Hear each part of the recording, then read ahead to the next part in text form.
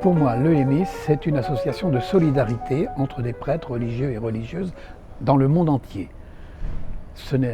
Quelquefois, on en parle comme une assurance, parce qu'il y a des aspects qui ressemblent à une assurance, à savoir qu'on donne des contributions qui sont appelées quelquefois cotisations, et on reçoit des remboursements pour des frais de santé.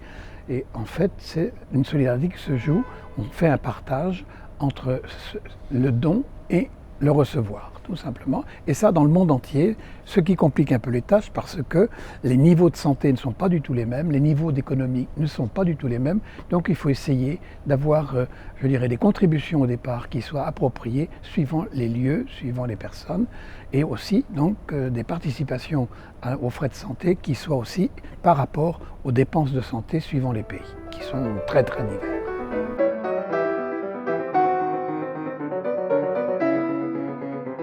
Les valeurs de l'EMI, je viens de pratiquement le dire, ce sont des valeurs de solidarité. Et donc, on essaie de faire en sorte que, quel que soit le lieu, quel que soit le pays, quels que soient les engagements des personnes, prêtres, religieux, religieuses, que cette solidarité s'exprime vraiment au maximum. Alors, avec un aspect peut-être un petit peu particulier, on constitue un fonds social, par une petite provision qui est prise sur les participations.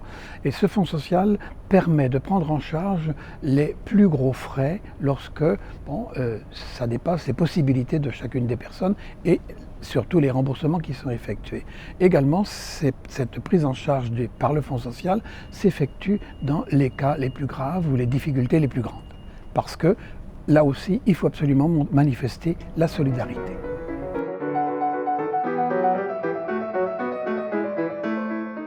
Les missions d'un président, c'est de présider. Alors, je dirais, indépendamment d'être au milieu de la table lorsqu'il y a un comité directeur, c'est surtout d'avoir un peu d'imagination pour proposer des évolutions à l'EMI et à ses réglementations, à son organisation, pour mieux répondre à ce qui sont les besoins des prêtres religieux et religieuses dans le monde.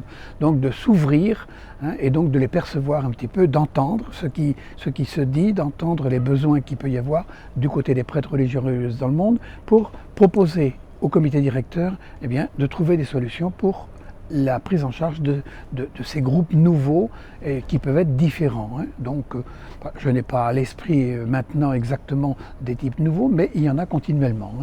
Je pense à des groupes de religieuses qui ne sont pas rétribuées, par exemple, qui dans tel pays ont des œuvres sociales ou sont au service de la pastorale, mais qui ne sont pas prises en charge. Donc voir comment ces religieuses peuvent être prises en charge par cette solidarité qu'est l'EMI. Voilà, c'est un peu ça.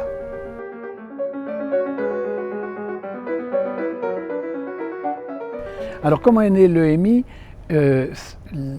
C'est dans la suite de naissances diverses, la première étant la sécurité sociale française.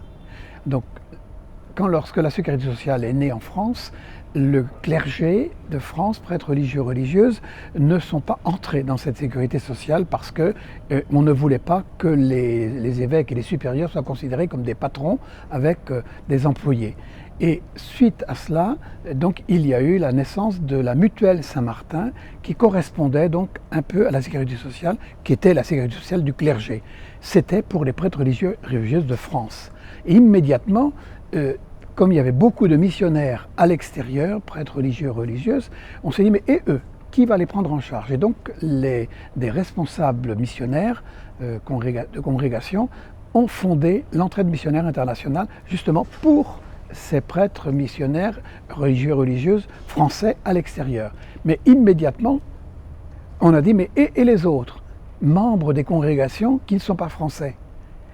Comment faire ? Et donc on a ouvert très rapidement à tous les membres des congrégations qui adhèrent et aux diocèses qui adhèrent. Donc vous avez des diocèses en Afrique, vous avez des congrégations en Afrique, en Amérique du Sud, en Asie aussi un peu. C'est à l'extérieur, extérieur à la France. C'est-à-dire tout ce qui n'est pas pris en charge par, je dirais, ce qui se fait en France, mais aussi dans chaque pays, si un pays a une organisation locale, elle s'exerce naturellement. Pour ceux, je dirais, qui ne sont pris en charge par personne. Et là où n'existe pas d'organisation au niveau, je dirais, du pays. ou des pays. Voilà.